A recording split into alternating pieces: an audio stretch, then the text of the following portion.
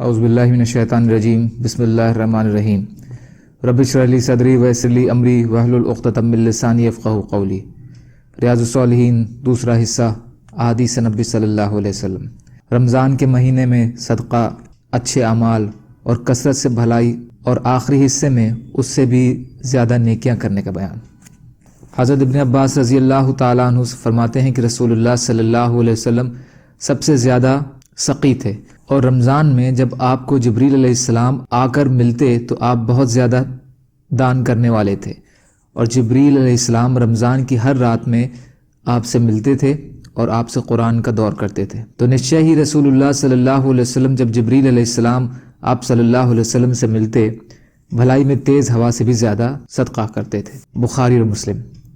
فائدہ: اس میں رمضان المبارک میں دو کاموں کو کثرت اور اہتمام سے کرنے کا بیان ہے۔ ایک تو صدقہ کرنے کا، تاکہ لوگ اس مہینے میں زیادہ سے زیادہ عبادت کے لیے وقت نکال سکیں اور اپنے دنیاوی کاموں میں کمی کر لیں۔ دوسرے، قرآن کریم کا دور، یعنی ایک دوسرے کو قرآن کی منزل سنانا، جیسے قرآن کریم کے دو حافظ ایک دوسرے کو اپنا قرآن سناتے ہیں، کیونکہ قرآن کریم اور رمضان المبارک کا آپس میں بڑا گہرا تعلق ہے۔ ام المومنین اما عائشہ رضی اللہ تعالی عنہا بیان فرماتی ہیں کہ جب رمضان کا آخری حصہ شروع ہوتا تو رسول اللہ صلی اللہ علیہ وسلم رات میں جاگتے اور اپنے گھر والوں کو بھی جگاتے اور اپنی کمر کس لیتے۔ بخاری اور مسلم۔ فائدہ: ویسے تو پورا رمضان ہی نیکیوں کا موسم، بہار اور عبادت اور فرما برداری کا خاص مہینہ ہے، لیکن اس کا آخری حصہ تو اس عبادت کا موسم ہے۔ اس لیے نبی اکرم صلی اللہ علیہ وسلم کے اتباع میں ان دنوں اور راتوں میں تو خاص کر خوب محنت اور جد و جہد کر کے اپنے رب کو راضی کرنے کی اور اسی طرح لیلۃ القدر کی فضیلت حاصل کرنے کی کوشش کرنی چاہیے۔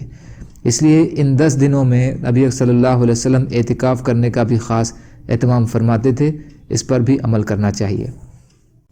اللہ تعالیٰ کہنے سننے سے زیادہ عمل کی توفیق عطا فرمائے، اور مظلوم کشمیریوں، فلسطینیوں اور دیگر ممالک میں جہاں بھی مسلمان بھائی بہن پریشان حال ہیں، یا اللہ آپ ان کی مدد فرمائیے اور ہم کو بھی اپنی استعداد کے بقدر اپنا حق ادا کرنے والا بنائیے، آمین۔ سبحان اللہ و بحمدہ، سبحانک اللہم بحمدک، اشہد ان لا الہ الا انت، استغفرک و اتوب الیک۔ سبحان ربک رب العزت عما یصفون، وسلام علی المرسلین، والحمد للہ رب العالمین، برحمتک یا ارحم الراحمین۔ لا الہ الا اللہ محمد رسول اللہ۔